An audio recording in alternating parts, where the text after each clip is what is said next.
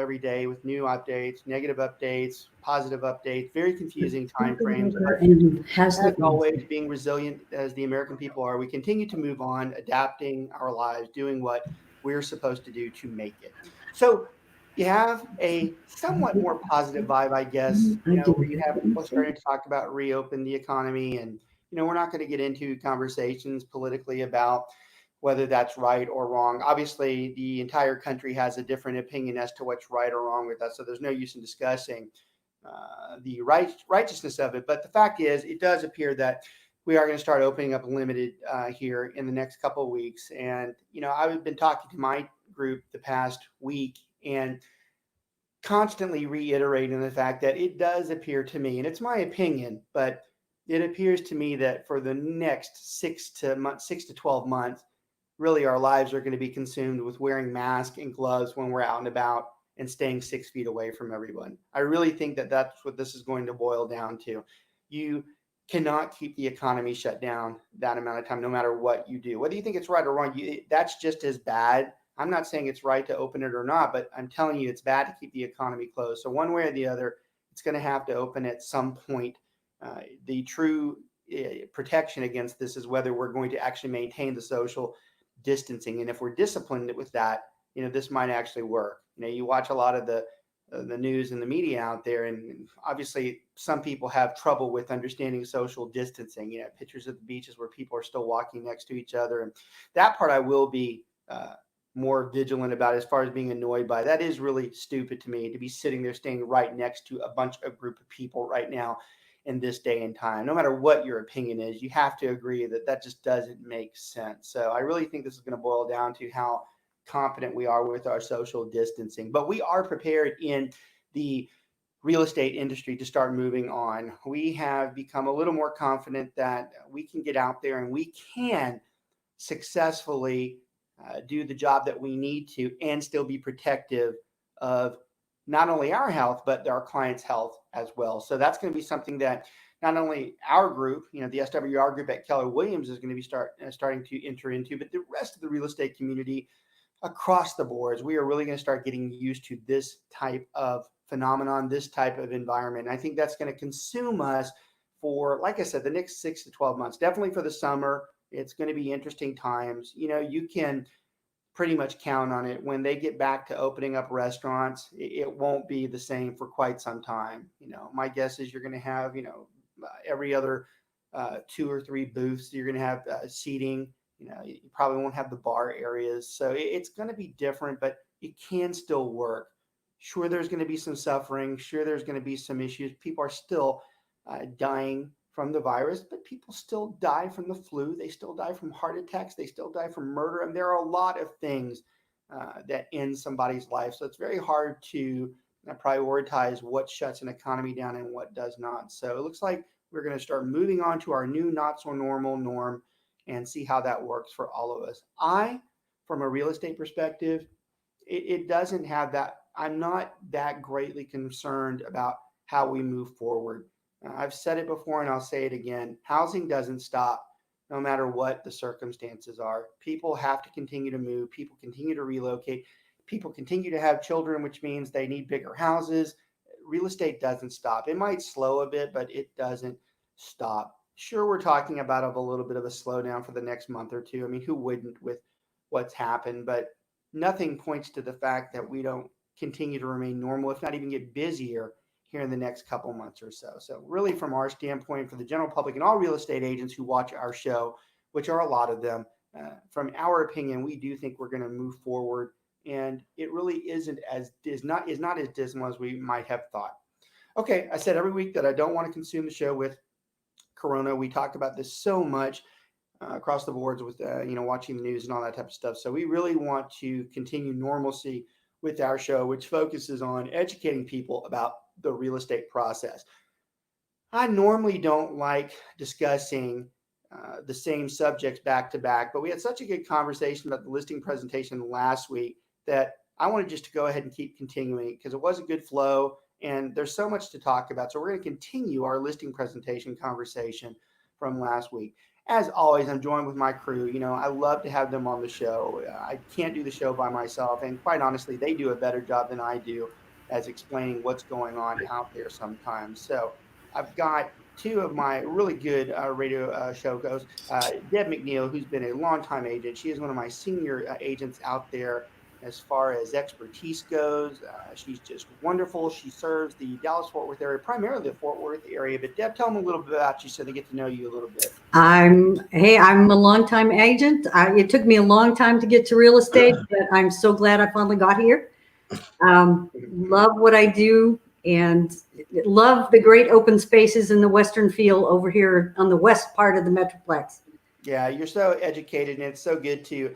Your clients are very fortunate to have you. You have such a way. You've seen a lot, and real estate is one of those industries that you do need a lot of experience, or you have to have someone who helps you with a lot of experience to get through it. And, you fit that bill very well. So always glad to have you. Good to see you. David Tanner, how's everything going in Coppell? Hey, it's great. It's going good.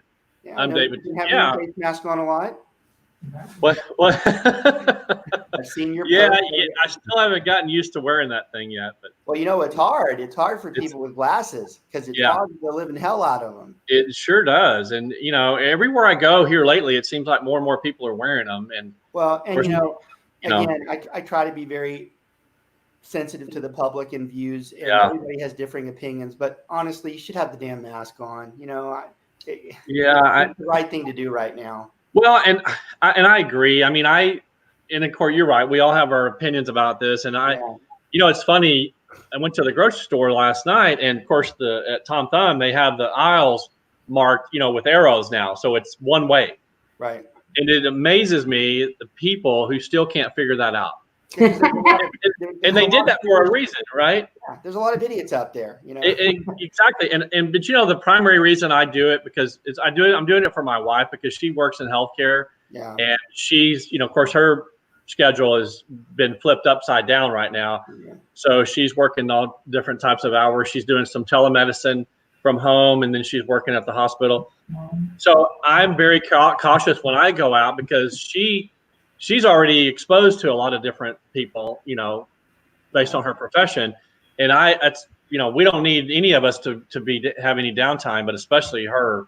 Yeah, Dina's been doing a good job protecting us. She's the one who really has been going out. I actually have been very strict on the quarantine for myself. Not because we chose me over Dina. It was just the fact that that's how it started off, and we continue to remain vigilant to it. But even per my conversation a little while ago, even I'm starting to ease up, and it's time for me to get back out. Not on a massive basis and not in front of a lot of people, but it's time to go to the store every once in a while and help her out from that standpoint. Don't get me wrong, I cook a lot, so I do help at the house. Right. Well, I've been amused at myself. I've stayed in a lot, except where it counts real estate wise. Yeah. But Tim is going with me, my husband, and he's following me around with Clorox wipes and things like that, and reminding me, don't stand so close to people. And because my nature is to hug people, to be real close to them. And it's very hard for me on the few interactions that I've had.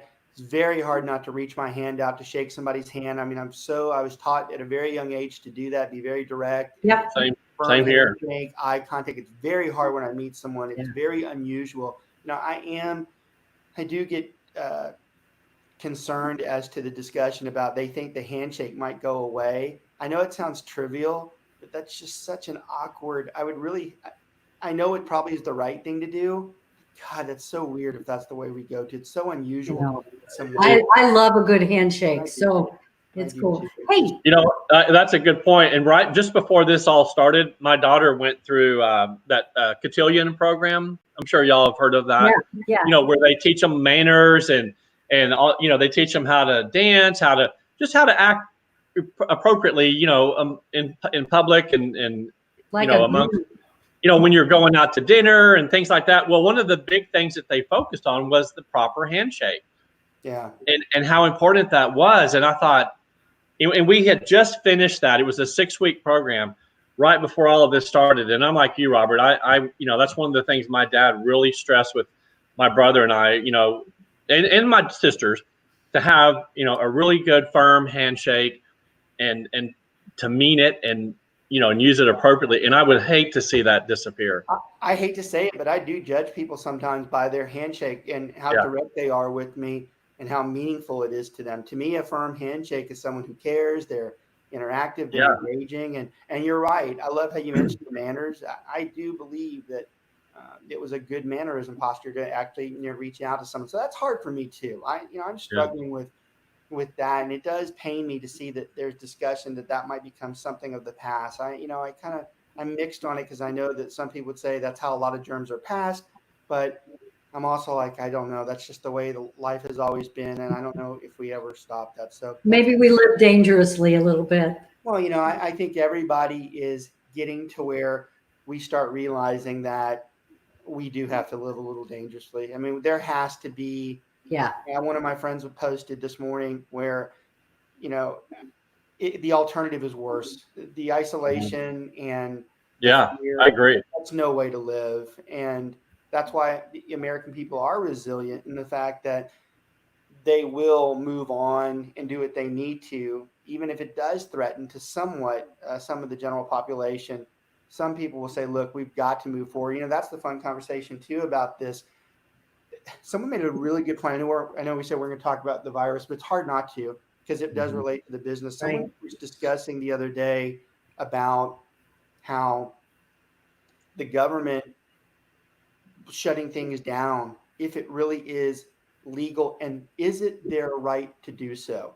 Is it their right to tell us what they think needs to happen to put a stop? Because in the end, it's their opinion as to what needs to happen. Yes, it's very high medical opinions, but it did beg the question, does the government have the right to shut a business down? What happens if a business does open? And you're seeing this in Colleyville right now too, especially. Right. What does happen? Does the government have the right to tell someone they don't have the right to live their life the way they want to? That's a tough one. That's a real tough one because it was the first time that I sat back. I'm not getting into government rights and what they can and cannot do. I'm talking about the general spirit of the American people and their choice as to how they live. Should it be someone's choice that if they want to go out and risk the fact of obtaining the virus, is it that choice? Some people would argue, well, yeah, but then that hurts somebody else. That person has the choice to stay quarantined as well. They can stay quarantined too. So the only people who wouldn't have a choice is whoever the guy lives with. What's that? The only person who wouldn't have a choice in that scenario would be who he lives with. Yeah. And people have that conversation. And like you said earlier, look at the unintended consequences of this. I mean, the longer this goes on, more and more businesses are going to close that will probably never reopen. And then not only that, I saw last night where, this is a real detriment to, people who live with abusive spouses, children who have been abused. I mean, those are all on the increase. My heart goes out to CPS workers right now because I can't imagine what they must be dealing with. It's a thankless job. It's so awful. Yeah. We had a friend who unfortunately just recently passed away.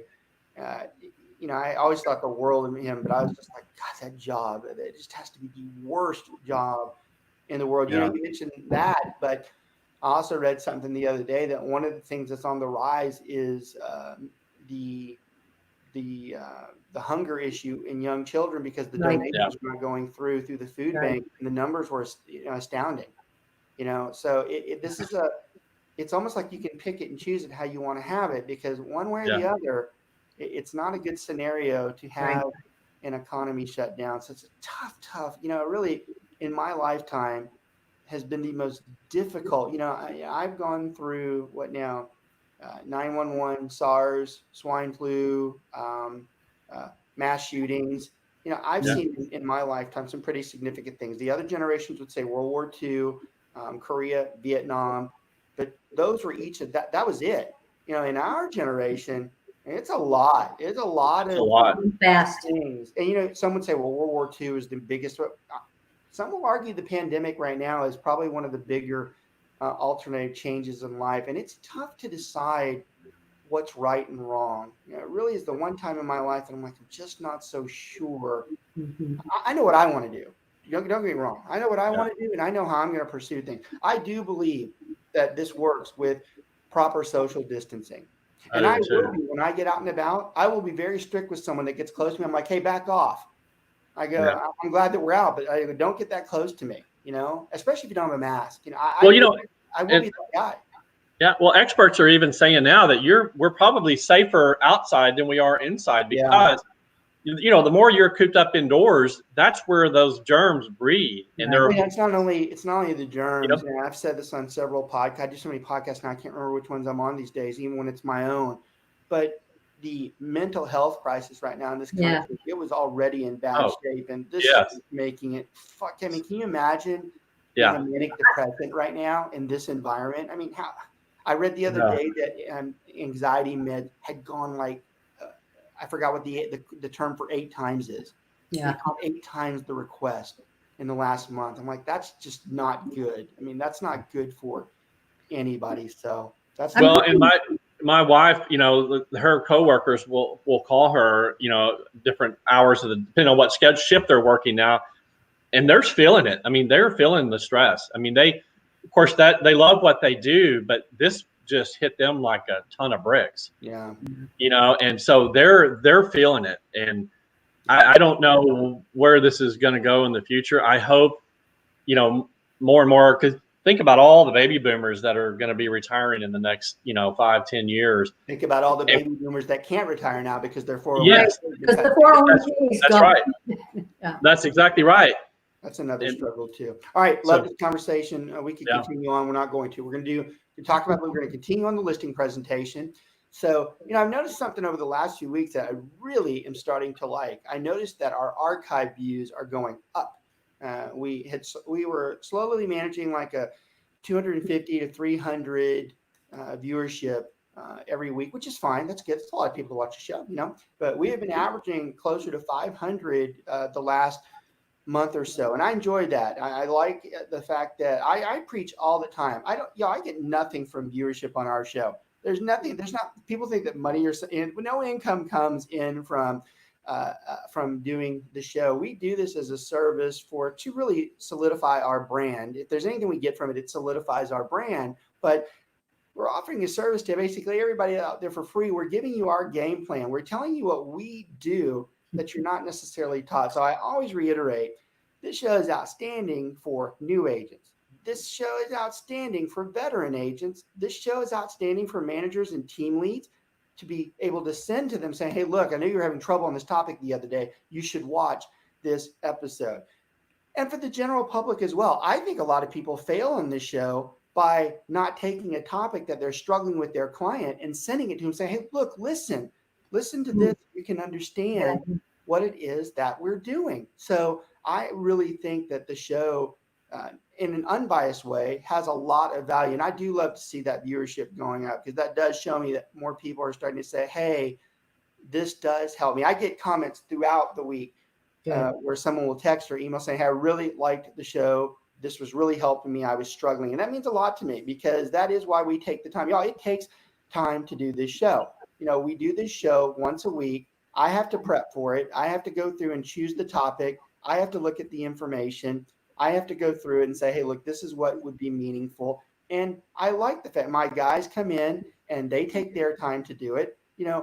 Even though it's unscripted for them, they still have to be prepared to come on the show and talk about these topics. So I like the fact that it's appreciated. And I love the fact that we're hitting that 400 to 600 viewership range. Because, you say what you want. It's very hard to have 400 to 500 people listen to you and want to listen to you. That means there's a lot of people that find value in the show. So for us, that's great. Mm-hmm. All right, continuing the listing presentation. We left off where we were talking about, we got to the first part of the listing presentation where we start going through the CMA. And we didn't discuss as much about what the presentation, the binder looks like itself. We didn't talk about the net sheet and how we talk about the cost structure. And we really didn't talk about some of the paperwork that we addressed. So we're going to talk about that for the next 30 to 40 minutes or so. We're going to talk about those things because those are important pieces of the listing presentation. So we go through, we obtain a listing. Oh, we don't obtain it. We obtain where someone wants to come talk to us. we talked about some of the prep work we do. We go out there, we start doing the presentation. So I want to go through and talk about the topics in the presentation first. So we typically go through and we do a CMA, right? We do a comparative market analysis. We're going to tell them how we're going to market this house. We have a lot of marketing tools, especially in the Keller Williams environment. We have tons of marketing tools. So we're going to talk about those. We're going to talk about all the things we can do special for them.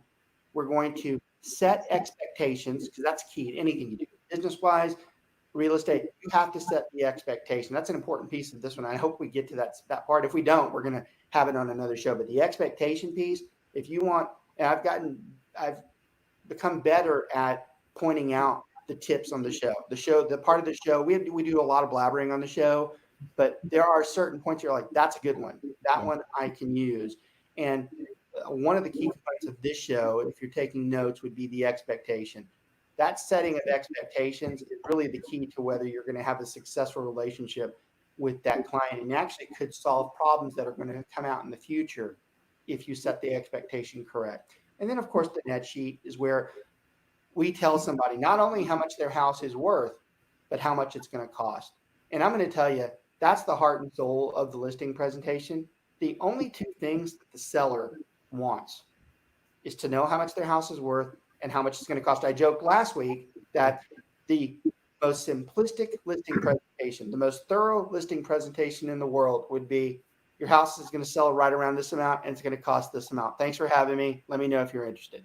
The reason we can't do that, though, is because people don't necessarily want to hear those numbers. They want to hear something much higher than that. That's it. That's right.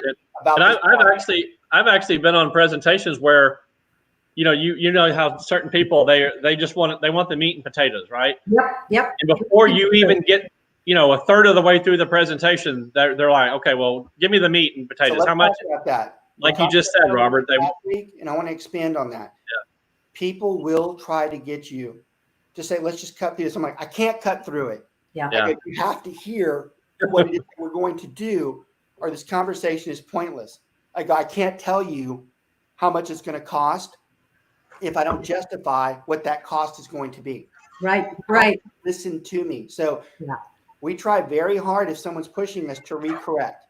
We try very hard that if they start, they go, we're going to get to that. I want you to hear this out. Now, of course, if someone just demands it, at some point we have to say, look, this is where it's at, but we have to go through this to understand it. So that does come up. So for a lot of the new agents out there, that is one of the more challenging steps in this process. And I will admit, that is where real estate can be very difficult with not having the experience. You can go through all the classes you can want. You can go through everything that's shown you how to do this. No class teaches you when you're sitting in front of a seller and they go off the road and you have to react to that. That is where a veteran agent has much more experience, because they know how to curb those roads and get them back into the main side. But when you're taught to lay this process out, I've had people that have worked with me that have Post-its, colored Post-its, so on their script when they're talking, and then the seller throws them off and they don't even know where to go back. You're screwed that way, because if you go line by line, and that's not gonna work. And I've learned this over, since I've been in real estate, from just talking to my peers and watching your training videos and whatnot. I have learned, if you go more than about 30 minutes on that listing presentation, you really start to lose them. So I've gotten to where I'll just do some bullet points. I'll walk in there with a list of bullet points, and we'll hit those highlights. And then I give them time, to ask me questions, and then anything that I think they really need, because every house is unique, right? So you can customize those presentations, but I really try to keep it under half an hour, and then we can sit and then have just more of a casual conversation, because you will lose them quick. It's a good tip to try to keep it. I mean, you got to make sure you get the information in, but you shouldn't drag it out either. And some people have a really bad habit of going a lot longer than they should. Even for me, as I've become older, I've had to time myself, because anybody who knows me, I literally can talk all day on any topic: worldwide economics, finance, real estate, fun, screwing off. I can talk about it all day long. I literally could talk until tonight, 12 o'clock. all the time too. I think I would have been a great filibuster type of guy. You know? So I've had to get to where I modify and say, look, you have this time, you have to talk about this, and you're done. No matter where you're at, you pull it. So I like that. Senator Mesh. In my early life, I was trained to ask lots of questions. And so I can sit there and ask questions of the seller and their situation, and I can learn a lot about them. Sometimes I have trouble remembering. I really do need to teach them about why they need to pick me. Yeah. And I love David's bullet point idea because it makes it quick, a concise way to do it. I love the marketing because we have so many unique tools, especially we have other firms watch our show. It's not just the Keller Williams world, and which I find very flattering. I'm glad that those people watch, but we do have a lot of tools, and we have to really center what tools we're going to use to help them, because those tools do get their house sold quicker. We do have things that help them get their house sold quicker, and they have to hear what those things are. So, and actually, let's talk a little more about that. So let's go into, we talked about CMA. Let's start talking about the marketing. That's the second phase of the listing presentation. So on the marketing side, Deb, what are some things we talk about? There's so many, we can't talk about all of them, but what are some center core things that we talk about when we're going to say what we are going to do for your house? Well, I tell them a lot goes into what the product is that we're going to sell, what their house looks like. And I really help my sellers make their house look the best it can. Right. And then I take it one more step with great photographs. And you start thinking, well, that's not marketing. That's just, but it is. If I don't have something beautiful to put into the multiple listing service, then we're not going to get the attention we need. And so a lot of prep work goes in before we even get to what other people call marketing. I think one of the key components, and this is another good point for people who are listening or a takeaway from the show, how you differentiate yourself compared to the next agent is a key. Every agent comes in with the same blah, blah, blah, blah. You have to make yourself different, not only from a personal standpoint, but from a business standpoint. So when you're focusing through what you're going to do and what you're going to say, those things should come out. So that's a key component. David, what are some add-ons to Deb? She started off, she can go forever too. What are some other Well, no, I think that's an excellent point, because that, after all, that is the product, right? I mean, we have a service to sell. They have a product to sell. So what I try to do is really focus. I mean, I'll walk property with them.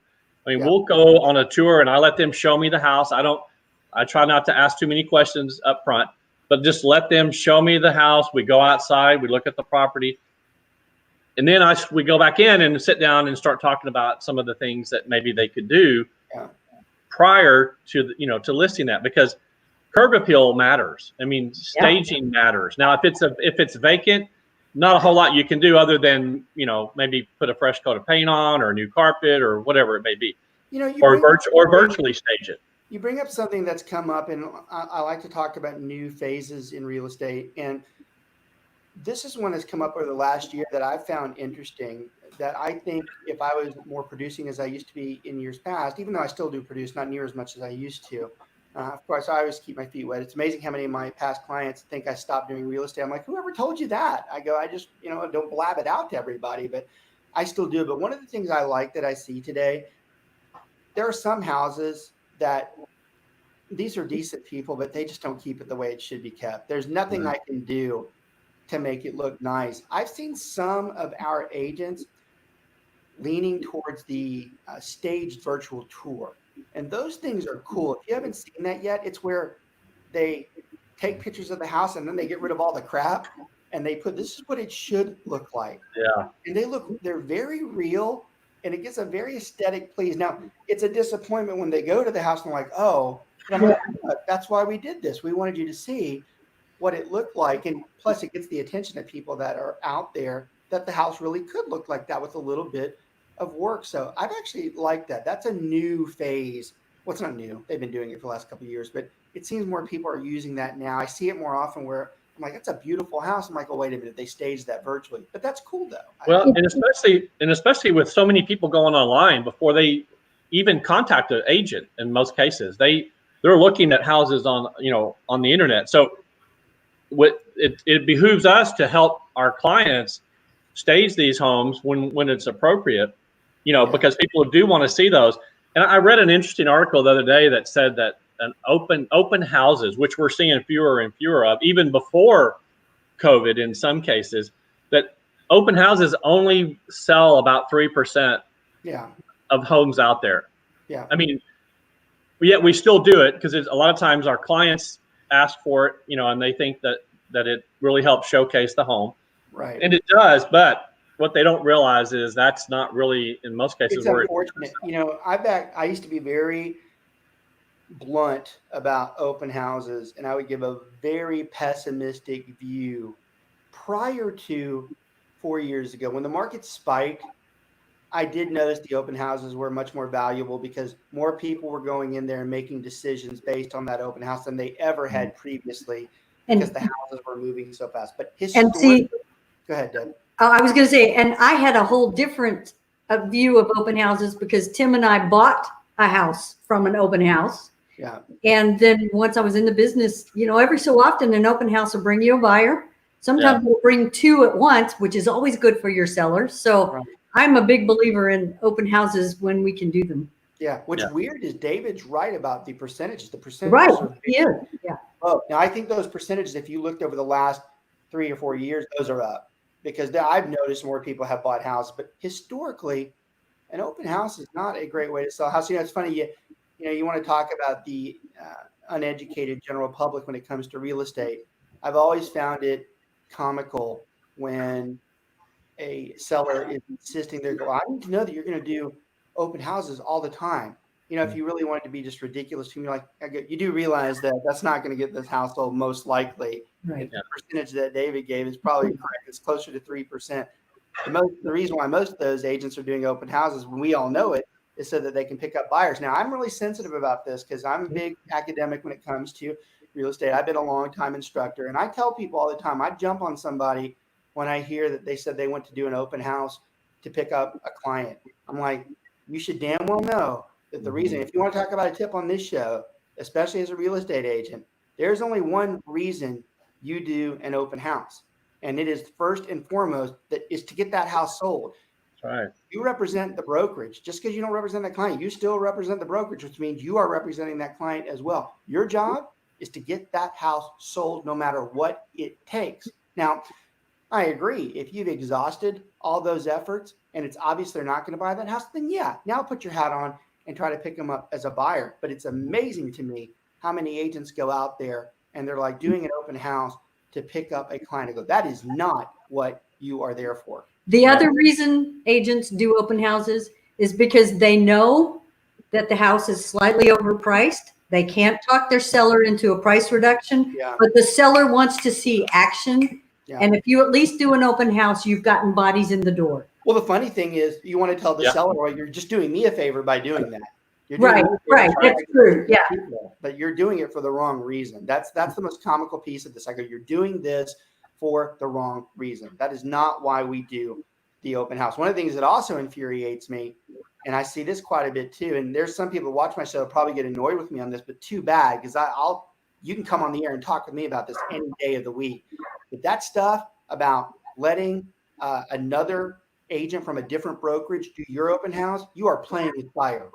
You are going way past the agency guidelines that you're supposed to be doing, adhering to. There's no way that client can be represented properly with someone else from another brokerage operating inside. That client isn't even aware of what that responsibility is. So that one stings me a lot too. I see that all the time. I'm like, who taught you that? Who's even suggested that was a good idea? Most people who do that, you should realize, anybody that's watching the show, that is an easy Trek complaint. If somebody really wanted to go through the academic side and rat you out, that would be a Trek violation. They could come in and say, hey, look, you didn't tell that seller that this is from another firm. They might have said they're from another firm, but they didn't tell them behind it. They didn't say what their advice is or what their opinions can be, what they can and cannot do. They didn't tell them that. There's no real estate agent, unless the far 2% that really know the rules, that would tell them that. So it is amazing when we go across this conversation. So in the marketing, we're going to talk to them about doing these open houses. We're going to talk to them about all the online tools that we have. Right. We're going to talk to them about all how, a lot of the general public doesn't realize that when we enter into the MLS is what feeds all the commercial sites that you see. Things like Zillow, Redfin, Realtor.com. Yeah, there's hundreds of them that are out there. They're all fueled via the entrance into the MLS. So there's a vast amount of marketing. Yes, one of the main ways we are able to get your house sold these days is via the fact that everybody from here to Shanghai can view your house when it hits the market. One of the things that's changed a lot over the years is where a seller will start leaning on you, saying you're not doing the marketing that you need to. We live in a different world. We don't put the Statue of Liberty costume on and in front. We don't do that anymore. Okay, we don't need to. Every single person in the world who wants your house has seen it. Yeah. They've seen it. They've gone through it.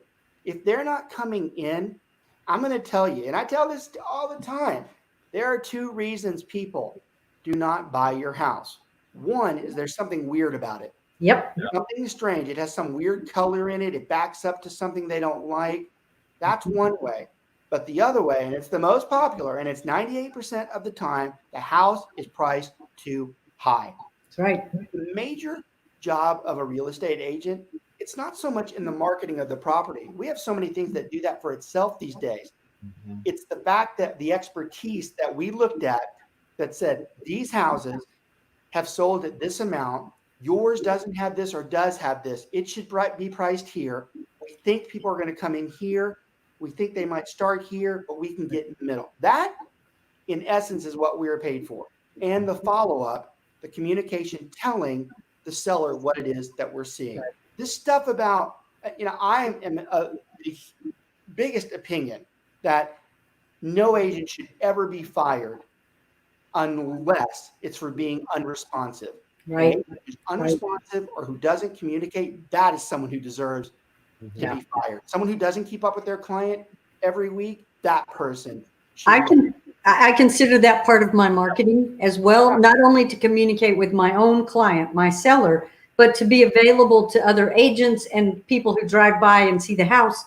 Yeah. If I pick up the phone and answer questions and get information to them, then then the whole buy process becomes much easier. Well, plus it lets you give an accountability to them that they're accountable. You're doing what you said you were going to do. Right. That's what makes a good real estate agent. When they start hammering us for this house isn't being marketed, and I have to say, we do have a major advantage. That's an easy response. And this is another reason why I moved back into a national brand name. When someone starts telling you, especially for us, that you're not marketing it properly, I'm like, go easy on that. We're the largest broker in the world. We have every bit of tools. There is no one that has the amount of marketing tools and power that we do. There's over 187,000 agents. We have most of the market share. Don't sit there and tell me that the house isn't being marketed properly. It's not going to be marketed better anywhere else. That's a fact too. That's not an opinion. Most tools out there. That's exactly right. And like Deb was talking about the communication, the technology, it's almost a double-edged sword because there's so much available to us. We can customize it. We can brand it, to ourselves, to Keller Williams. But at the end of the day, if they can't get a hold of you, amen. It's a moot point. So you think that would be a given, right? That an agent, you could get It's funny you said that. You would think it's a given, but it just shows you how bad the average agent is because it's not a given. A lot of them are lazy. A lot of people don't know what to say. They don't want to discuss it with them. It's ridiculous. Well, we all have been in the business long enough to run into where we have a buyer who's looking at a property online and we can't either get access because it's not through the showing service. And so we have to talk to the agent. I have a very memorable one. I've been working with people for a while. We had looked and looked. A perfect house came on the market. And so we're trying to get in. We're trying to make an offer, all these things. And the agent had gone camping to a place where they had no cell service. Which, if I'm being non-hypocritical, I've had agents pull that stunt too. And when they get back, I'm like, why would you have not assigned someone to that listing? What makes you think you can just Right. get off? In that case, I ended up calling their broker. I just climbed right because my clients, they ended up buying that house, but it was a multiple offer situation. We had to get in there.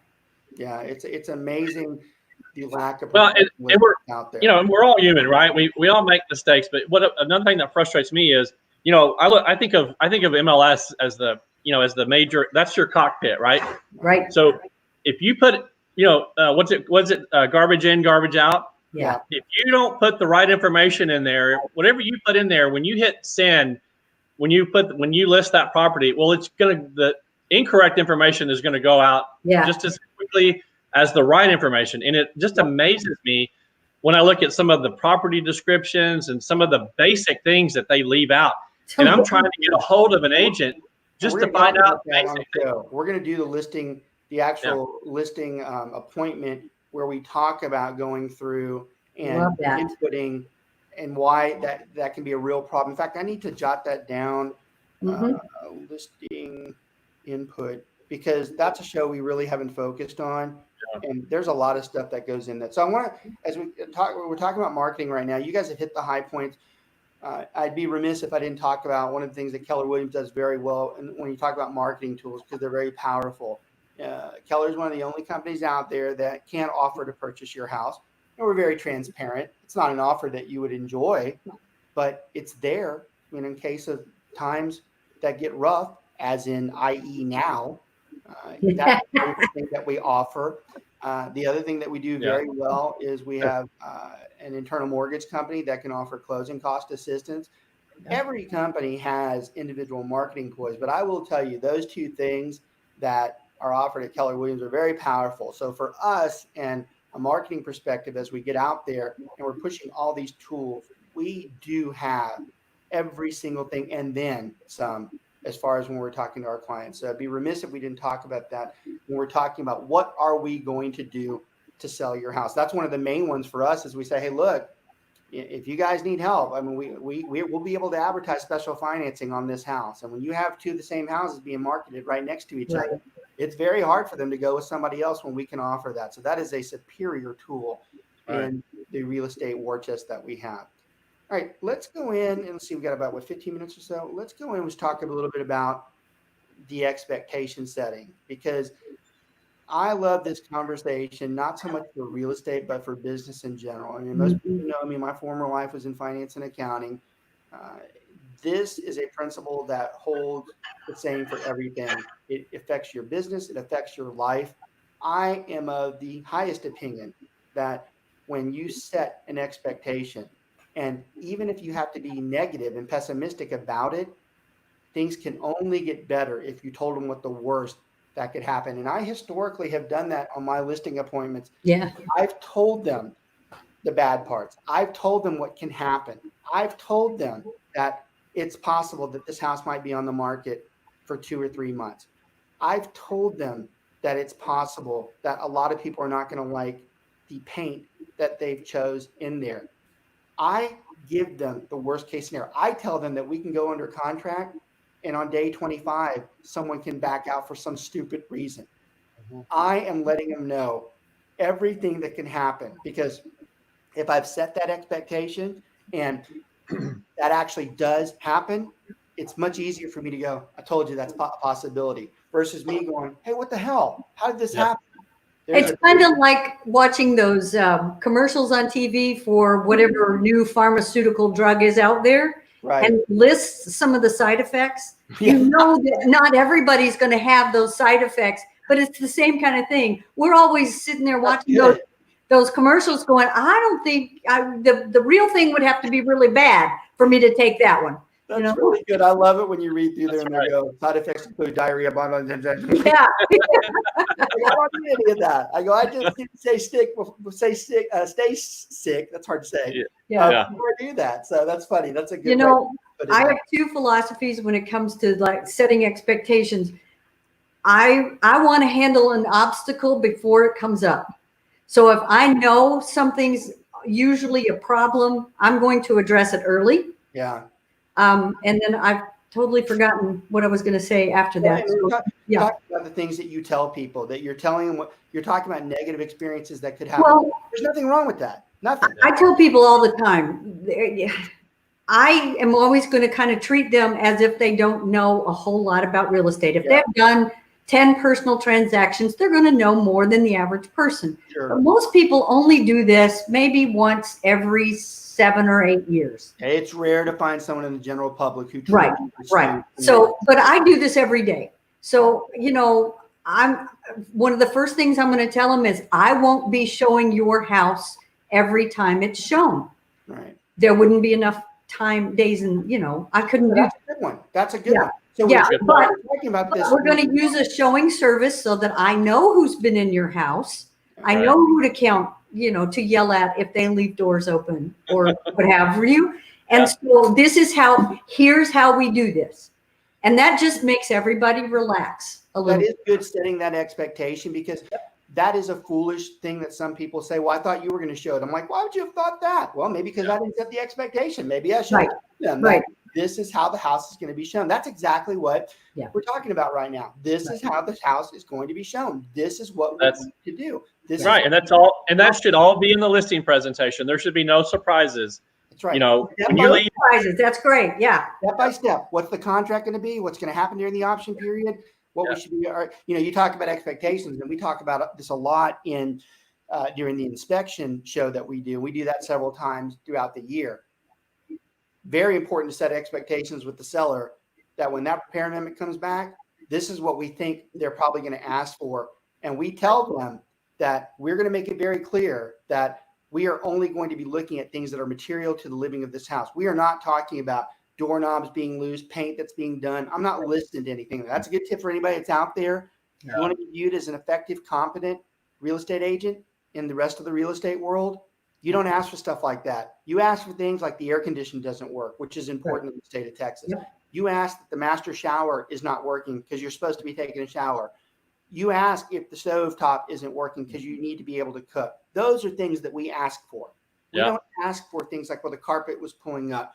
That is an etiquette that's out there that a lot of agents really go off the deep end on. And sometimes they'll say, well, my client asked for that. I'm like, you should have educated your client then. Right. You should have set the expectation that Well, this is what's going to happen. And you got to set the expectation with sellers. When you're working with buyers, you've got to set expectations there. It's our job to help them understand the You're right. pitfalls of the process. We have to tell them, if they ask for that air condition, you better damn well be prepared to fix it. Right, That's right. well, You and Yeah. that's an excellent point. You know, when I talk to people who are considering, you know, doing a FSBO, you know, for sale by owner, Mhm. I'll ask them questions. I'll throw questions out there like that. You know, do you know how to answer this? You know, what would you do in this particular situation? There are so many things that we know, partly like Deb said, from experience, but our training, and the training is ongoing Yeah, that's what we're all talking the about. time. And I'm not a magician, but I know what to do to help sell your house. Okay. You know, I tell my clients if they're buyers and they're working in one of those price ranges where you always have multiple offers, no matter what house it is, Mhm. I tell them if they do what I tell them to do to make the offer, they will be called homeowners. Yeah. And the same thing with sellers. If you do what I tell you, you will not be homeowners. If they are gambling people, their odds are very good that this will work. If they're gambling people, their odds Yeah. are very good that this works if you do what I tell you to do. Yeah. That's a Yeah. good way to relate to them. So Mhm. that's a really good small section about expectations. There are a lot of other things we can talk about, what we tell them, but the bottom line is we're preparing them for what is going to happen step by step through the process. So just like these guys said, that there are no surprises. We told them, there is never a client that comes back to me going, I had no idea. I'm like, oh yeah, you did. I Yeah. go, this is not new. This is not anything new. Like I love the appraisal. Well, I had no idea. I'm like, yeah, you did. We talked about that there is a potential that this does not exist if that appraisal doesn't come through. I even told you what the steps are going to be. Right. Good agents fall back on stuff like that. We sell a house. Take the crap from the person yelling at them. Right. Yeah. Yeah. We sell a house 3 times. We sell it so that the buyer wants to come in, or actually, let me back up. We sell it so that agents are interested in bringing buyers. Right. Then we sell it to the buyer because they come in and they actually make an offer. The last person we have to sell it to is that appraiser. Yeah. Making sure they understand all the value that we know about. Yep. Well, and that's, and again, like you said, it's all, you know, when I do a listing presentation, when I leave there, I leave them a handout. I mean, not just a handout, but a packet that I put together, a customized packet for that client. And oftentimes I'll even include, you know, the PowerPoint maybe in a packet or certain parts of it to leave them to read over. Call me, you know, later if you have any questions. Well, it's the same thing with the appraisal. I'm going to do my comps. I'm going to put a packet together. I'm going to leave it there for the appraiser when he or she comes, and so that I can spell out what has been done to that house, you know, over the last, you know, year or so, to give them more information, because it's just the more information they have, the better they are able to appraise it appropriately. Absolutely. Even though they're going to be looking at some of the same data, they may not know what my client has provided me. Right. Y'all did a really good job of doing the expectations. I'm going to cut the show just a few minutes short because I've got some things I need to do for Dina and the kids. Obviously, lives have changed when we're inside with the virus and things, but you guys did a very good job. That's an awesome explanation. And as always, we still didn't get as far as I want to, but those are one show after the other. That's a really good explanation about the expectation and marketing side of this. I think anybody who's watching would have picked up a few important tips there that were important to reinforce when they're going out there. We will probably have another listing show in another 3 or 4 weeks where we will actually address the finance side. We'll talk about the net sheet. I think that part is really important as to addressing how, first of all, how you do the net sheet, because it's a lot easier than you think, and how we explain to the seller what's going on. Because believe me, the two worst things we're about to tell that seller is the house isn't worth what they thought, and it's going to cost than they thought to sell it. These are not things you have to be an expert at being able to communicate that. So I'm going to help you with that here in the next 2 or 3 weeks. We're going to have that show on that. Deb, David, thank you as always. Thank everybody. I love the archive watches out there. I really do. I love the fact we're seeing 400 or 500 people watching the show. I hope that's great info. Always feel free to suggest topics to us that you'd like us to see. My contact's easy. You can always get in touch with me at smokerbroker@kw.com. That's smokerbroker@kw.com. Feel free to email me if there's a topic that you'd like to discuss, and I'll look into it. Thanks to everybody out there. Hope everybody's doing well. Stay safe. Keep moving forward. We'll talk to you guys soon. Have a good one. Bye-bye. Bye, everybody. Take care.